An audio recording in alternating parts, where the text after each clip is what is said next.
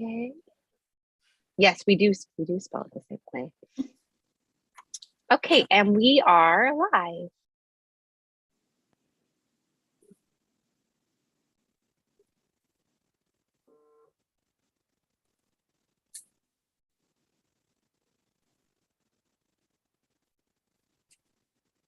Okay, are we ready to go? We have everything done that we want to do? Okay. All right. Well, good evening, everyone. I am Becky Davidson. I chair. The opinions expressed on the ACB Media Network are those of the respective program contributors and cannot be assumed to serve as endorsements of products or views of the American Council of the Blind, its elected officials, or its staff.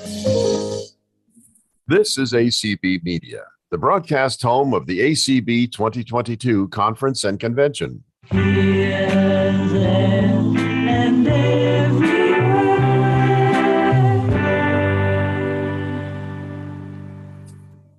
Okay, take two. Hi, everyone. I am Becky Davidson. I chair ACB's Pedestrian Environment Access Committee, and along with Sheila Styron, who chairs ACB's Transportation Committee, we are pleased to welcome you to tonight's workshop, a conversation with Kelly Buckland from the Department of Transportation. Just a couple of announcements. I mean, first of all, I would like to introduce the panel, and then I will explain how this is going to go. With us here in the room is Clark Rockfall, who is Director of Advocacy and Governmental Relations for ACB, and Swatha Nandakumar, who is Advocacy Specialist with ACB. And on Zoom, we have Claire Stanley, who is a Policy Analyst with National Disability Rights Network, and of course, our speaker, Kelly Buckland. What we have done is we've had some questions submitted to us that we're going to ask Kelly to respond to. If during the course of this presentation, or if you have something right now that you would like to ask, we ask that you email your questions to advocacy@acb.org. That's advocacy@acb.org. And we will do our best to get them answered. And if not, we will still have the questions that we can follow up with. So on that note, I'm glad you're all here, both in person and on Zoom, and I'm going to turn this over to Claire Stanley. Great. Thank you so much, Becky. Like Becky said, everybody, I'm Claire Stanley. I am Sheila Styron's co-chair for the Transportation Committee and former staffer from ACB. I'm so excited to be here tonight. I wish I was there in person. I was supposed to be there in person, but COVID said otherwise, but I'm very excited to be here anyway, and I'm going to go ahead and do a quick introduction to our wonderful speaker. I'm so honored that Kelly was able and agreed to speak to us tonight. So I'm going to go through his bio, and then we're going to jump into our questions. So Kelly Buckland's a person with a disability who has been actively involved in disability issues since 1979. He served for over 20 years as the executive director of Living Independence Network Coalition and the Idaho State Independent Living Council in Boise, Idaho. He's been honored with numerous state and national awards, including the University of Idaho President's Medallion, the Hewlett-Packard Distinguished Achievement in Human Rights Award, Outstanding Alumni of Boise State, and Outstanding Alumni of Drake University. Additionally, Kelly has a long history with the National Council on Independent Living, or NCIL. He served as NCIL's vice president from 2001 to 2005, its president from 2005 to 2009, and its executive director from 2009 just up until 2021. He graduated from Boise State with a Bachelor of Arts in Social Work and from Drake University with a Master's in Rehabilitation Counseling. He is now the Disability Advisor for the Secretary of Transportation, Pete Buttigieg, under the Biden administration. Kelly, thank you so much for being with us. We're really honored. And with that, I think we'll jump in. Hi, Claire. Good to be here. We're very happy to have you here. Wish you were here in person, but it's raining really hard right now. So anyway, I took my dog out. I'm a little damp. And speaking of guide dogs, the first question has to do with the Department of Transportation's attestation forms for those of us who fly with our guide dogs. Yeah, you did, didn't you? we're continuing to encounter some issues with these required attestations, including inaccessible forms and inconsistent implementation by the airlines of the regulations. Is there any possibility of getting these burdensome regressive requirements reversed? And if so, what might be the time frame for this change to happen? And also, the other part of this is, I know the Department of Transportation has indicated that these forms must be accessible. And how can we make sure that that happens in a timely manner? Okay, so to answer the first question, I don't think we can get them reversed. This is, as people know, some of this was as a result of a regulation negotiation with the airlines that happened with the Department of Transportation back in, I think it was 2016. And there was a group of us that come up with proposed alternative to what actually went into effect. This is back when I was still at Nickel, and it didn't look anything like this, and that was not accepted by the airlines. And so there was no consensus on it. So the department developed their own rules back then. And so I doubt that they're going to be reversed. But this really is a question for Blaine, who is at the Consumer Protection Division of FAA. And I have mentioned to her that people are still having problems with having to fill the form out repeatedly, because I don't think you should have to do that. But and that's still in conversation with her. But I will continue to advocate to make these as least burdensome as possible, but the possibility of getting them reversed, I don't think is very good. Alrighty, hi Kelly. This is Swatha. It's great to have you here. So many of our members have heard the Infrastructure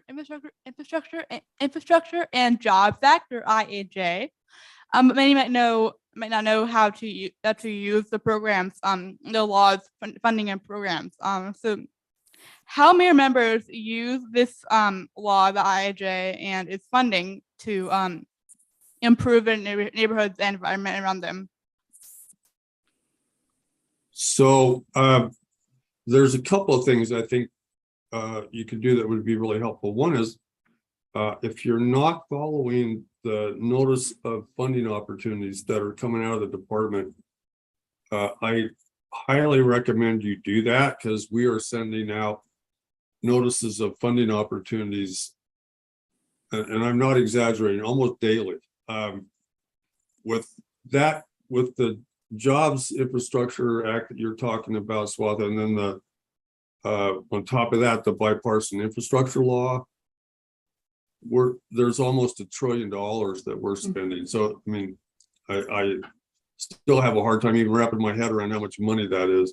But there are notices of proposed funding opportunities going out regularly, and they're posted on the website when they go out. And there's some of those that your members may well be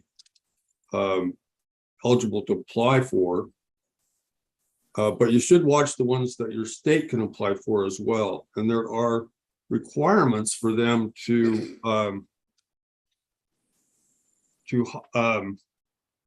engage with community members around how they're going to spend a lot of that money. And so they have to engage with community members. And so you should reach out to them and ask to be part of the community members that they engage with. So both your state and local folks have to do that. So reach out, tell them if they're going to apply for some funds, you'd like to be part of their community engagement, and then help direct where that money is going to go in your communities and what it's going to be spent for. Great. Speaking of funding, can you sort of walk us through the funding priorities for DOT this year? And this Excuse me? administration? I'm sorry. So, speaking of funding, can you sort of walk us through the funding priorities for DOT for this administration, this year at least? Well, the funding is pretty much directed in both of those acts. So it's not like DOT can like make priorities other than what's in the bills. So that's where the money's going to be spent. But I think what you're really asking is what our policy priorities are going to be. Am I right about that? I believe so, yeah. Yes. So since I came here, we've been developing the policy priorities for people with disabilities. And those basically fall into 4 categories. The first one is safe and accessible air travel. And there's going to be several rulemakings around that. Most of them affect people who use wheelchairs. One of them is going to be making damage to a wheelchair a per se violation of the Air Carrier Access Act. The other one will require airlines to safely transfer people from their chairs to the aisle chairs and the aisle chairs to the seat, and then back to their wheelchair, and then back to those aisle chair, and then back to their wheelchair.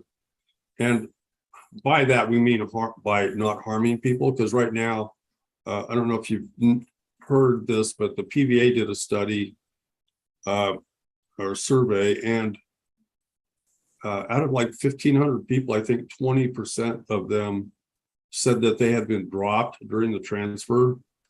In fact, the board chair had been dropped, broke his tailbone, and was turned into a wound, which then got infected, and he was in the hospital for 6 months and came close to dying. And that happens more regularly than you would think. People get hurt and injured and sent to the hospital just being transferred to a plane seat.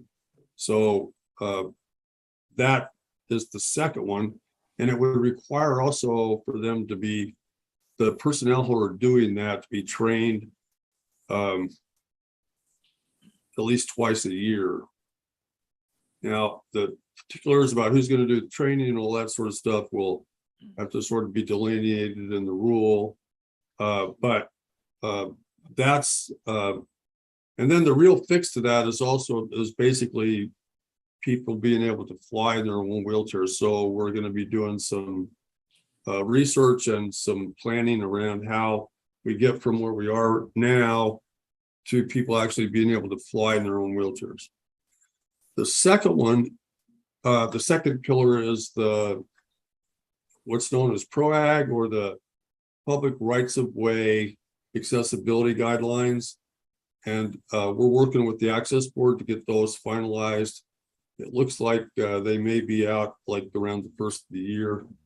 And then making sure that all of this money that's being spent around roads, bridges, sidewalks, all that kind of stuff is going to be spent according to the accessibility guidelines. And the third one is actually jobs, which there's going to be a bunch of jobs come out of the infrastructure spending. And we think people with disabilities ought to have, or ought to get their fair share of those jobs. So we're going to be focusing on putting a priority, especially for federal contractors, to be hiring people with disabilities. As you know, they're required to do that under 503. And so we're going to be looking at that both in contracting with federal contractors and the implementation of both of those spending bills we talked about earlier. And then the fourth and the final one is making sure that electric and autonomous vehicles are accessible. So that's probably actually going to take some legislative work to get us the authority to do work around that. But we are going to make that a priority as well. And then just really back to some vigorous enforcement of the ADA and the Air Carrier Access Act. I mean, I think people have almost like stopped filing complaints because it sort of feels like their complaints go into the abyss and nothing ever happens to them and they never hear back. So we really want to start cranking up the enforcement around the ADA and the Air Carrier Access Act and 504 and actually have penalties in place when people violate those. So that's the 4 pillars. And then, as I said, just generally the enforcement of the ADA. So those are kind of the policy priorities. You should hear some announcements around those coming out of the department very shortly, probably during ADA Pride Month, as it's being called now. And then some other announcements that you're going to see coming out are the notice of proposed funding opportunity on the All Stations Accessibility Program. That was part of the bipartisan infrastructure law, and the notice of proposed funding opportunity is going to be going out this month.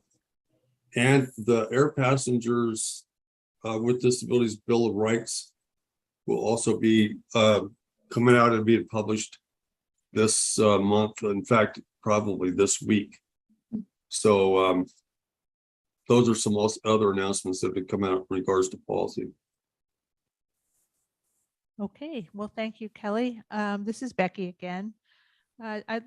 We had a presentation here the other day from Sarah Presley of the U.S. Access Board talking about the Public Rights of Way Access Guidelines, or PROAG.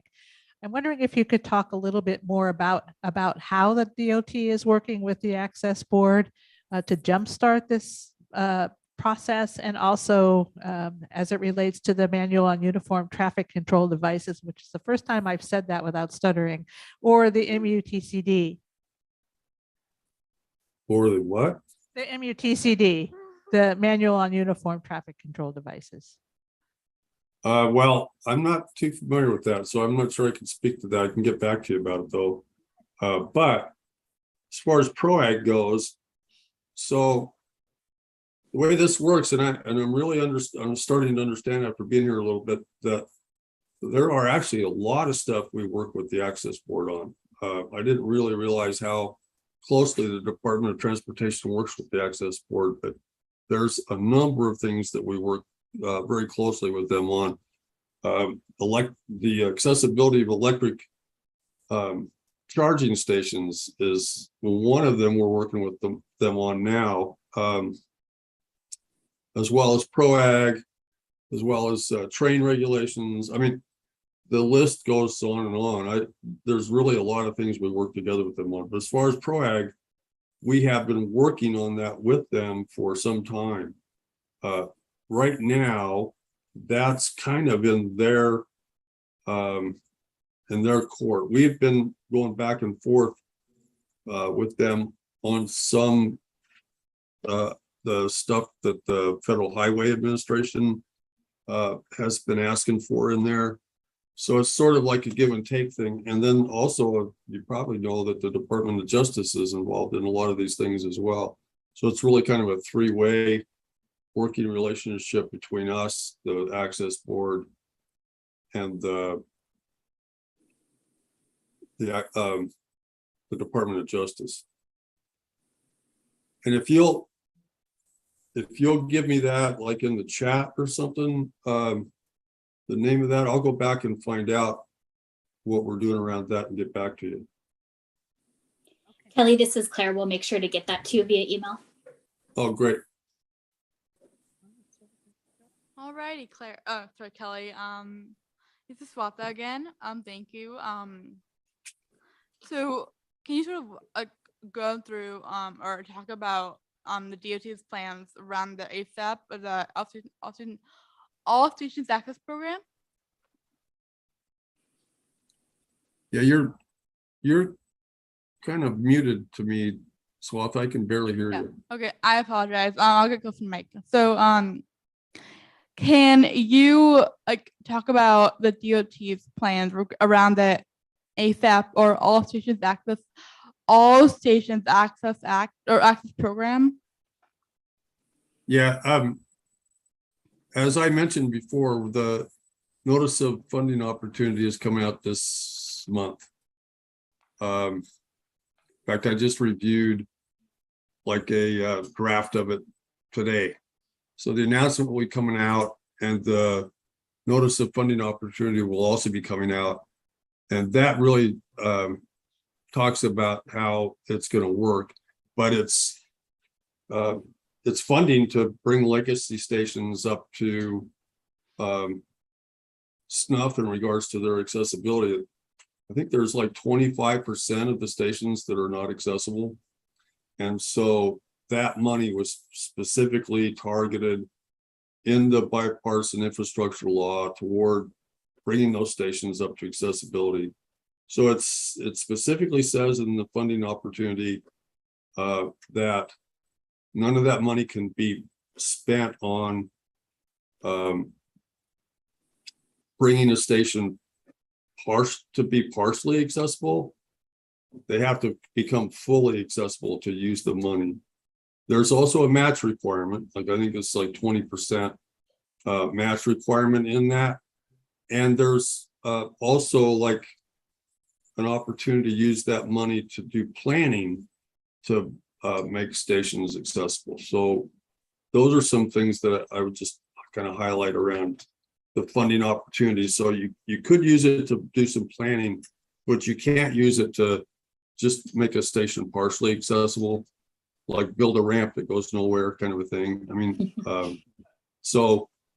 but you'll see the funding opportunity come out like either next week or the week following.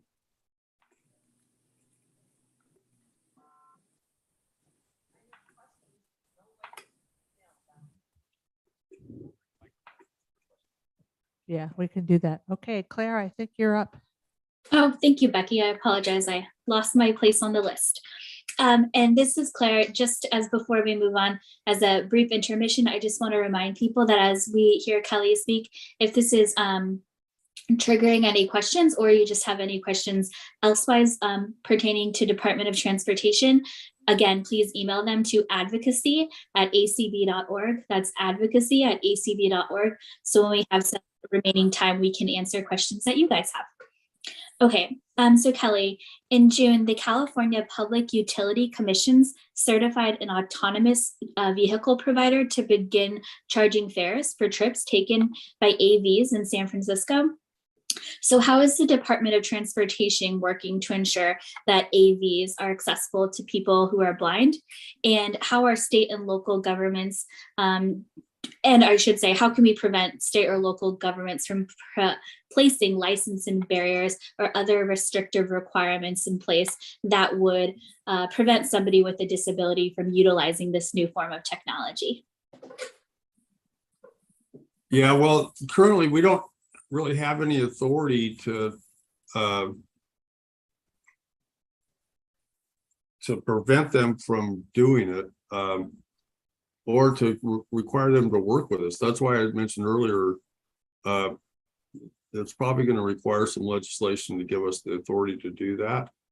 Now, we have been working on this. I know NHTSA, or the National Safety Transportation folks, are doing some research around this, and they can require that the vehicle meet safety requirements. So if the California folks, if their vehicle is not meeting safety requirements, there's a avenue there to stop that. And I don't know if lack of the accessibility of the interface with the vehicle would make it unsafe, but that might be something to look at. But what we want to do is make sure that all of those vehicles are universally accessible to all people with disabilities. We will be announcing this. I don't know if you guys are aware that the department back in 2019 announced inclusive design challenge. that was $5 million, and people could basically develop accessibility modifications to autonomous vehicles and submit them to the department as part of this challenge. And they did, and we went through, I think we got around 45 submissions. Those were narrowed down to 10 finalists. They were each awarded $300,000 and then asked to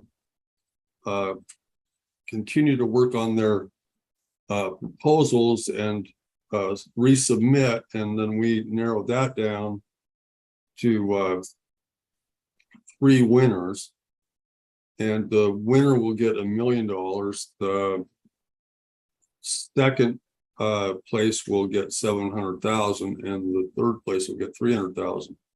Those winners are also going to be announced this month, and there will be basically all the winners really form a accessibility modifications for really all people with disabilities. So all of those are covered in the winners. But that's really kind of what we're headed for too, is universal access. Now there's the policy at the department has really kind of been to move forward slowly on this. So on autonomous vehicles, and I think it's mostly because of safety concerns. But yeah, the individual states are kind of doing their own thing. But I do think you could file an ADA complaint if they put restrictions in place about like having a driver's license that would keep you from doing that. That's not been tested in court or anything yet, so you have to see where it goes with that. But there are some people who think that would be a violation of the ADA. Great, thank you. So our next question is, ACB and our partners, including NDRN, where I work, are urging the Department of Transportation to create enforceable regulations for websites, applications, and online services. And at the same time, additionally, HHS and Department of Ed are also in the process of updating their regulations under Section 504 of the Rehab Act, including accessible information and communication technologies. How is the Department of Transportation ensuring that people with disabilities have access to all the information and communication technologies available from transportation providers on websites, applications, and online services? So as I mentioned in the implementation of the bipartisan infrastructure law, all of those federal contractors that we're going to contract with are going to have to meet the requirements of the ADA.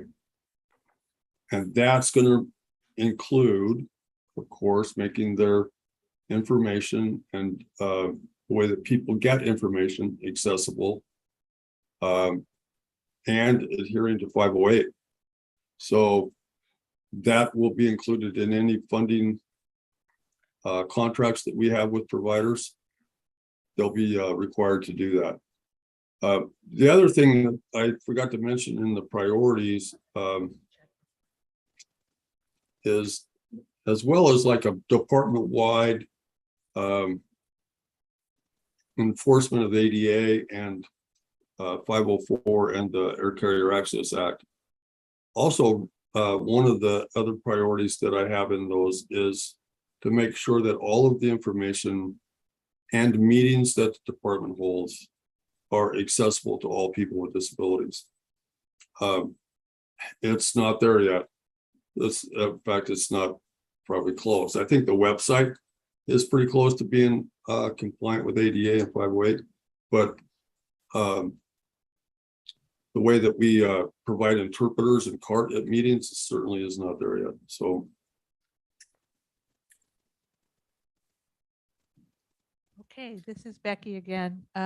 We did not, and I'm not sure it's appropriate to do it now, we did not get an opening CEU code Was there supposed to be There one? or are no is there- CEU codes. Okay, yay, okay. So, okay, so I'm gonna turn this over to Clark Rockfall now.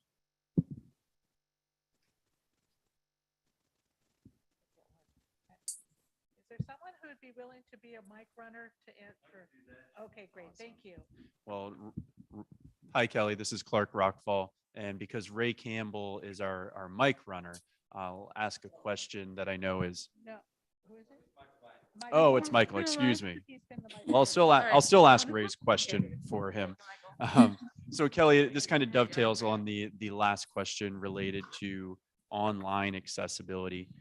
Currently, for example, airlines are required within Section 508 to make their websites accessible, but this does not extend to their mobile applications. So are mobile applications for transportation services something that the Department of Transportation is considering as they're looking at enforcing accessibility online? I'm having a hard time hearing you too, Clark, but I think I got it. Was the question around making mobile apps accessible? Yes, and now I'm eating the microphone, so I apologize. So yeah, the question is that the Section 508 covers websites, but does not have regulatory requirements for mobile applications.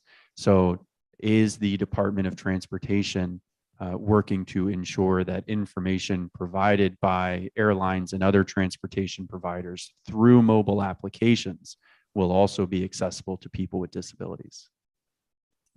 So again, this is probably a question that is better for Blaine Workley to answer.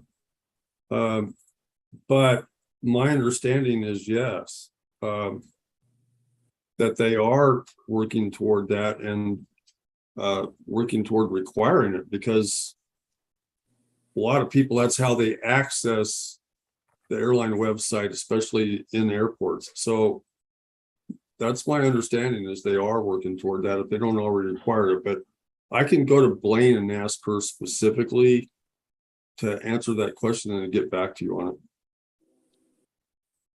Great, thank you, Kelly. And I'll take one more question from the emails that we received, and then we'll see if folks have questions here in the room. So the next question, so some jurisdictions are getting rid of fixed route public transit in favor of on-demand public transit. And as you're aware, the paratransit rules are geared towards supplementing fixed route public transit. So how can the Department of Transportation ensure that people with disabilities either A, still have access to paratransit services, or B, especially for folks in rural parts of the country, gain additional transportation options in the future? Well, we can't require them to do something that's not required in law. And so, I mean, you're right. If they drop the fixed route, there's no requirement to provide paratransit. But any transportation they do provide has to be accessible. So if they go to a demand response, that has to be accessible to people with disabilities. And seems like demand response would actually meet the needs of people better than paratransit. At least the paratransit system I have access to, I would prefer demand response to paratransit system I got.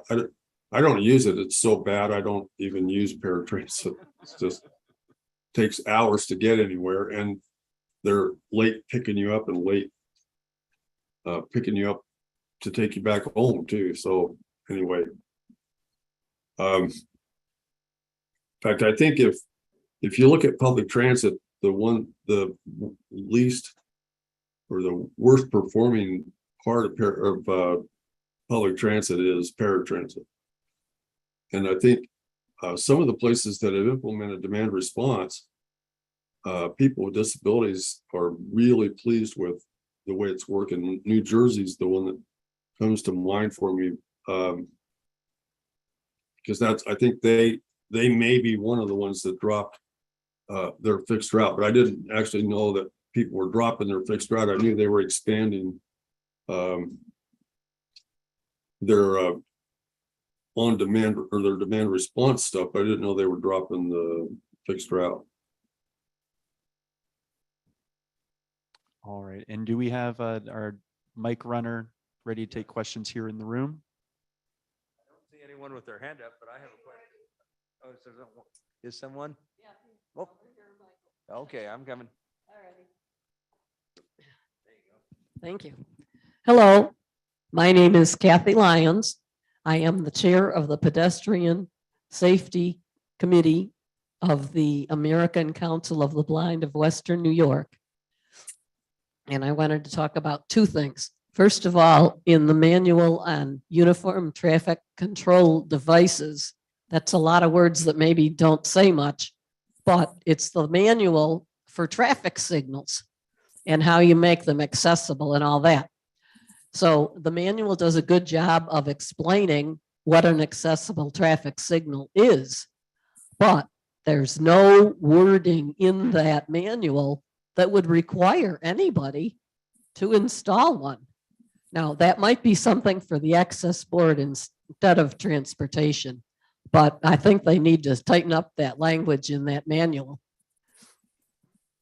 The other question I had is so before you leave that, is that the one that came up earlier, Claire?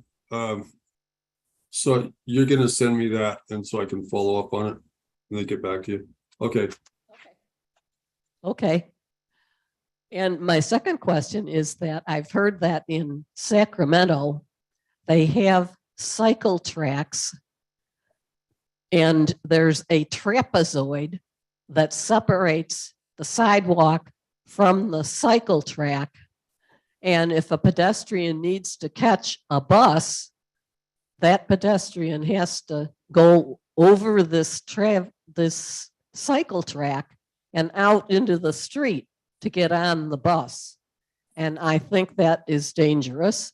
I don't understand why cyclists need a raised track. Those bikes work fine on a flat road or a sidewalk. So, say what? Is that Ray? Who said that? Okay, Ray said that the cyclists are real good advocates. So those They are. Yeah, they call those floating bus stops. And in my mind, that's a nightmare bus stop. And so those are the two things that I wanted to call to your attention that are not good for blind people. Thank you. Thank you. So one thing I will bring up, because one of the notices of funding opportunities that just went out was the Safe Streets for All. And that's sort of where this falls in regards to funding. And there are some of that, that's what I was talking about in regards to some of your organizations may be eligible to apply for some of that. So that Safe Streets for All, you should look at that, because I think it may actually help address some of this that you're bringing up with the Sacramento bike or the bike paths. So not in Sacramento specifically, but you may be able to use that money to make sure that the streets are safe for folks who are blind as well.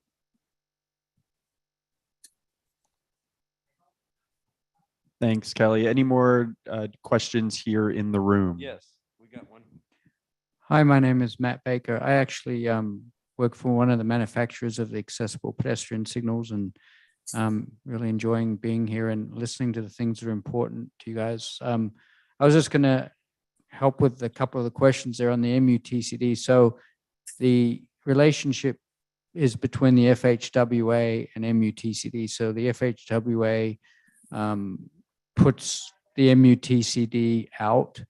And I sit on a committee that we meet twice yearly to talk about what goes in under the pedestrian safety. And so you're right, the MUTCD doesn't require the APS yet. They actually are waiting on the US Access Board to do their final ruling, and then the MUTCD, DOT, DOJ, is supposed to adopt that, is my understanding. And so I guess my question to you, Kelly, is Pete Buttigieg really on board with the Access Board finishing their ruling and getting this thing going to provide that support and put in, the accessible signals all over the country? Because while that funding is there, that certainly would be a good use of that funding. And we've been waiting on the Access Board public ruling since 2011 when they came out with their proposed guidelines. So we're really hoping that there's a commitment there to get that finalized. Yeah. My answer to you is Secretary Buttigieg is actually absolutely committed to accessibility for people with disabilities. And the department is committed to getting these PROAG rules out. That's why we made it like one of the policy priorities. But I heard that these have been, people have been actually waiting a decade, longer than a decade, for this to get out. So I understand the trepidation. So I'm pushing hard. I think too, with Sachin as the director, I think this is one of his priorities at the Access Board, is to get this out. He actually wanted to have this out this summer, but now it's been postponed until the first of the year. But yeah, Sachin's committed to it. Secretary's committed to it. I'm committed to it. I mean, I can't believe after 33 years or 32 years of the ADA, we haven't got these out long before now. So yeah, we're all committed to making sure these get out. Yeah, and the Access Board, this is Sarah Presley from the Access Board. And obviously we are committed to getting this out, and we are working very closely right now with the Department of Transportation and the Department of Justice to get these out. And as somebody mentioned previously, that these will in some way or other take into account what is in the MUTCD. The guidelines that are out right now that are not enforceable standards do in fact require that accessible pedestrian. I mean, if they weren't guidelines, they would in fact require that accessible pedestrian signals that comply with the requirements in the MUTCD be put at pedestrian street crossings and some other places. But yes, we are definitely working on it. It is definitely a priority, and there are definitely some people at the Access Board who will be pulling their hair out if it doesn't get done soon. Yeah, DOT as well. So yeah, and I don't know that there's anything that anybody can do to help right now. It really is at this point a lot of back and forth between the DOT and the DOJ and the Access Board, because when we finalize the rule, we want buy-in from the DOT and the DOJ, so that, because when we finalize it, that's just ready for them to adopt it. And then, we can't necessarily say how long it's going to take for them, but obviously we all want to get it adopted as soon as possible. So we're trying to have the final rule be something that people are going to, or the other implementing agencies are going to want to adopt quickly. Yeah, my understanding is the main ones that you're dealing with right now are the Federal Highway. And I just talked to them last week, and once again, encourage them to hurry the hell up, right? Like, it's long overdue. Let's get it. In fact, it seemed like we all had pretty good consensus going, and it sounds like all the back and forth is leading to these being finalized soon. So, and this is Clark. I will add that ACB, we did provide comments to the Department of Transportation regarding the MUTCD. Those comments came from our Pedestrian Environment Access Committee, of which Becky Davidson, to my right, is the chair. and Kathy Lyons is on that committee, and Chris Bell and many others. And those comments were filed, and then they were shared along with a letter to Secretary Buttigieg as well. So we, as advocates, we've done what we can do for now. Now we're kind of waiting and seeing, waiting with bated breath to see what comes out of the access board and ultimately in the MUTCD. Yeah, and Clark, that letter was one of the first, I got a copy of it, and that letter was one of the first things I got when I came to the department. So I remember it. Yes, and hopefully the 77 pages of comments were memorable as well.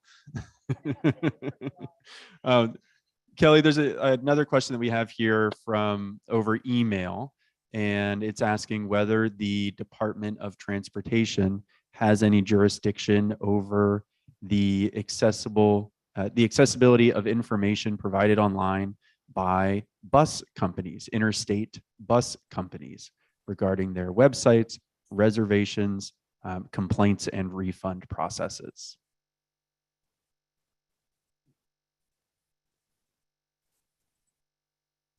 I do not know the answer to that question, but I believe we do. But I can find out for you. Great. We'll be happy to follow up with you on that one. I'll take another one here from email, and then we'll go back to the room. We've gotten several questions about filing complaints about airline travel, and we know that that can be done through the Office of Aviation and Consumer Protection. So we'll be sure to share information for filing a complaint about airlines. One of the questions that stood out to me, though, was about accessibility in the way people with disabilities are treated when traveling through security checkpoints. So is there partnership or collaboration on training, or is there a recourse for people with disabilities if they feel like they've been discriminated against when passing through TSA or security checkpoints while traveling? No, we have no authority there. So we have authority in the airports, and there's actually a bunch of money that's coming out in the bipartisan infrastructure law to do modifications to airports, and that includes, at least my understanding is, that's going to include relief areas. So I think you'll see a bunch of improvements to the airports, and we have authority over airplanes as far as the Air Carrier Access Act and airlines, but we have nothing over TSA. And believe me, I share your frustration in how people with disabilities are treated. I get patted down every single time I get on an airplane, and the pat downs have become more and more intrusive as the years have gone by instead of better. And when I was at Nickel, I had numerous meetings with TSA and asked them to consider other ways to do this versus just patting people down all the time, because it doesn't really even contribute to the safety of the airplane. Really, it just gives people a false sense of security. It doesn't really, the pat downs don't keep people from taking something on board. So not when you're traveling in a wheelchair. I'll just tell you that. The pat downs don't stop that. So yeah, I've done a lot of work with TSA to try to fix that, and it hasn't gotten me very far. So this is Becky. There is and some of you here may be aware of it, there is a TSA coalition on people with disabilities and medical conditions. The person who is the outreach person for that is Susan Buckland, who I understand is not a relation, Kelly. But anyway, they meet, they have conference calls every couple of months, and they do distribute what to expect emails pretty much every month. There are policies within the TSA relating to how a person with a service dog is to be screened, and a number of other things. Now, whether those carry any weight or not, sometimes it appears to me that it remains to be seen. When I hear from people about their experience, I usually tell them that the most consistent thing about the TSA is that they're inconsistent. And some of that is by design, but not most of it. So there is something called TSA Cares, and it's a service that you can contact ahead of time for an escort through the TSA screening if you need it. And it is also a way to file a complaint. And the other thing that they did implement is at every airport, there are people who have received additional training for screening for people with disabilities. They're called passenger support specialists. So we're told that if we run into a problem with our TSA screening, especially if it relates to our disability and how we're treated, that you should ask for a passenger support specialist to intervene. So those are the things that have happened over the past several years that this coalition has been in place. So that might be helpful. Yeah, and I was a member of that for years, and Susan is not a relative. Yeah. She's a really good person. I like Susan a lot, and she has a disability, so she kind of gets this stuff, but I never felt like too much stuff got done by the coalition. There's mixed reviews on TSA Cares, but yeah, you should still request assistance from a passenger support specialist. All right. And do we have any other questions here in the room? We do. Hello, can you hear me okay? Yeah, kind of. Louder? Okay. Wow, I have to get really close to this. My name is Chris Peterson. I am from Minnesota, and I've been a guide dog user since 1996. And I am very concerned about guide dog or service dog denials from private rideshare companies. Although I think this is an extension of a larger problem that started with taxi companies years ago. I've always experienced this off and on with taxi companies. What concerns me more is that paratransit operators are contracting with taxi companies and rideshare companies where the drivers will oftentimes deny us access outright, or just drive by and cancel on us without telling us why, just when they see that we have a guide dog. So does the DOT have any authority over this, or are there any federal agencies that are working on this very, very serious problem?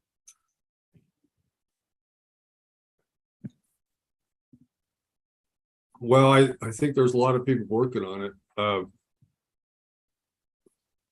It's a violation of the ADA.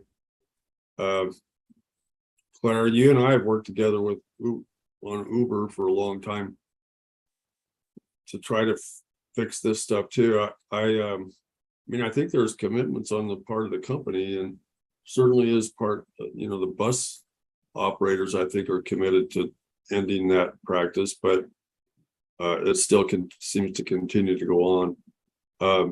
And I know it's a real problem.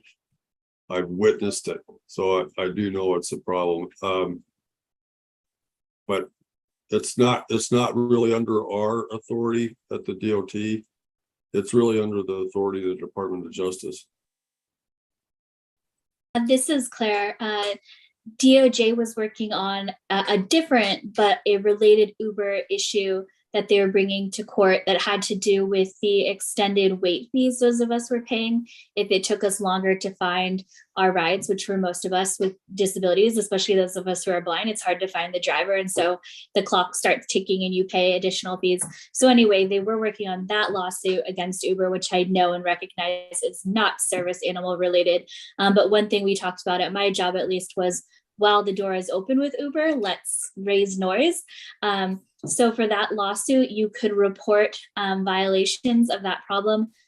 I believe it was uber.fee@doj.gov. I'll look it up and confirm if that's right. But all that to say, we thought our plan of action was, well, if they're taking our emails and complaints on that issue, let's carpet bomb them with complaints about service animal denials as well. So again, I recognize it's not the same issue, but we were also trying to use that as in to say, let's just flood them with ongoing Uber complaints as well. So hopefully that helps. Great. Any other questions here in the room? Clark, this is Michael Byington, and I have one. Actually, I have a couple of quick ones. First of all, we in my state have A little louder, Michael. What? Pardon me? A little louder. We in my state have a couple of jurisdictions that have licensed and contracted with the scooter companies. And there are obviously issues concerning sharing the pedestrian way with motorized scooters and the people who are driving them and may not be well qualified to do so.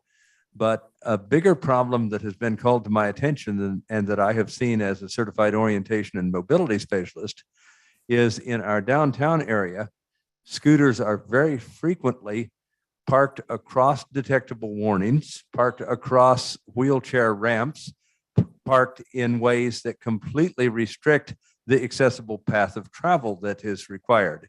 And I'm wondering if there is any effort to regulate the use of those items.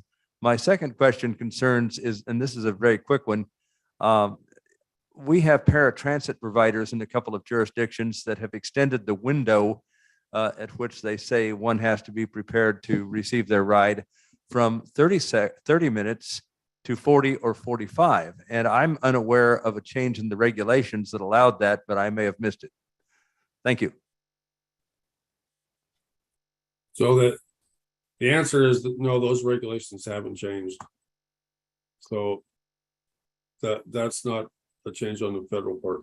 So what they call those things micro mobility. I just found this out. So the scooters and stuff like that are called micro mobility, and there's quite a push to use micro mobility even more because of high gas prices and the efficiency of them. And I bring it up every time this topic comes up at DOT about those things being left in the path of travel. They also, like the place where I put my ramp out on my van onto the sidewalk, they get left there too, so you can't even get out of your vehicle. So yeah, that's a major problem.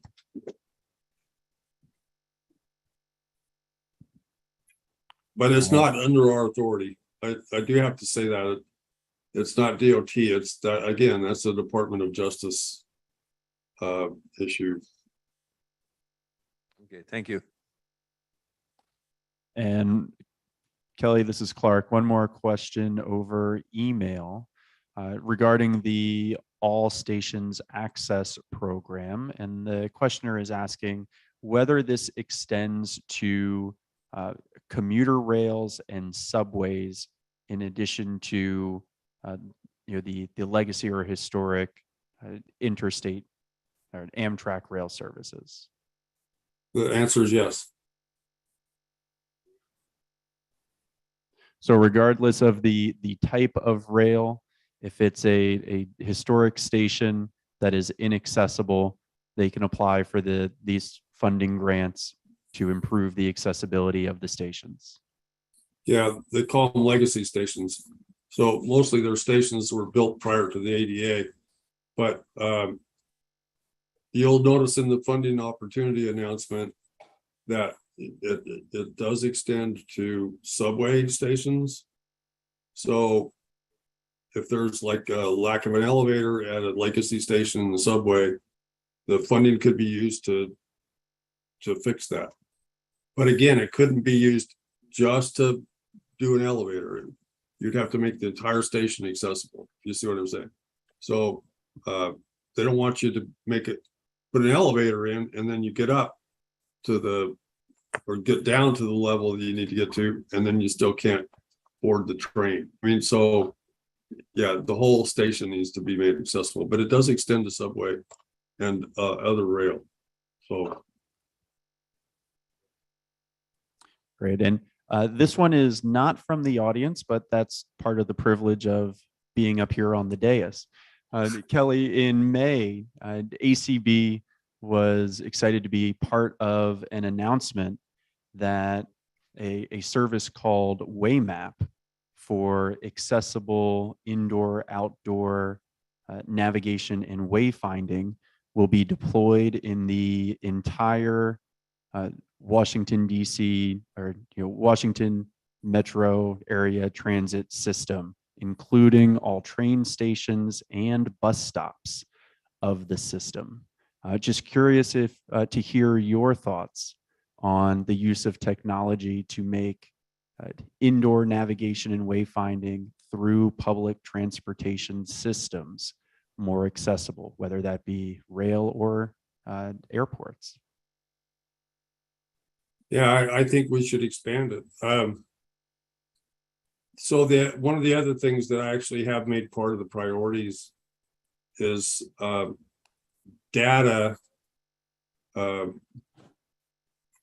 There's a lack of data and filling in data gaps at the department. So a lot of the data gathering that we do, like on bus ridership, on plane ridership, on pedestrian deaths, on whatever you might want to say, a lot of that we don't have statistics on people with disabilities. So I really want us to start gathering that kind of data, because it's hard to improve when you don't have like a baseline data to measure where you're at. So and the second purpose of doing that data gathering is to make wayfinding better. So I just talked to a group at the department that's going to start doing geospatial data collection, and it's for that express purpose to try to make wayfinding better and more accurate and more available. So yeah, I think it's going to really kind of be the way of the future. Really, that's how people are going to plan their trips and all kinds of stuff. So great, and I did know about the announcement, Clark. I had a conflicting thing that I could not get out of, and I couldn't attend. But I did talk to Verizon about the announcement and stuff, and was aware of it. So, well, that's great. They're a great partner in nurturing that technology, and we were excited that a representative from the White House Domestic Policy Council was present as well.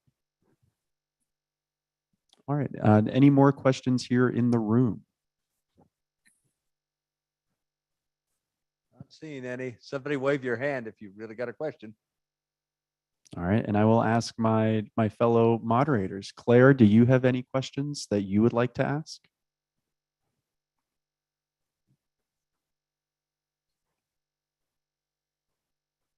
Claire? Did we lose Claire? Are you muted? I She is- apologize. oh, there I we was go. doing the famous COVID talking to a muted room.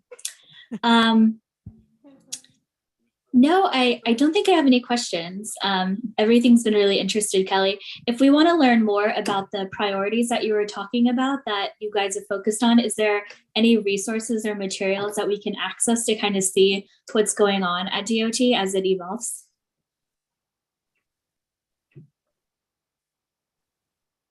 they are currently on their way to the secretary for clearance, and so Okay.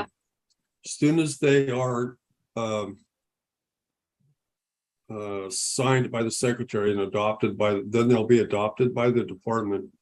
I will definitely make an announcement that goes out to everybody. So you'll, and then I'll have materials available on the website and all kinds of stuff in regards to priorities as well. So Great, thank you. and in the meantime, my email address is kelly.buckland@dot.gov. Everybody got that? Yep. Yes. Yeah. KELLYBUCKLAND, correct? Correct. All right. Was it Kelly Buckland or Kelly dot Buckland? Kelly.Buckland. It is. Okay. Excellent.